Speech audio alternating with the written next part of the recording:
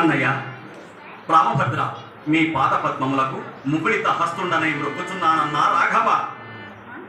సౌమిత్రి అన్నయ్య సుమిత్ర నందన లక్ష్మణ అన్న శక్తి హోమ నాకు అనుకుంటున్న చల్లగా అవర్జును తెమ్మునాయన. అన్నయ్య సుమిత్రనందన అని నన్ను పిలిపించిన కారణం మేము మరుంగ పెట్టక విరింగిపోమన్నా రఘుకుల పుంగవ.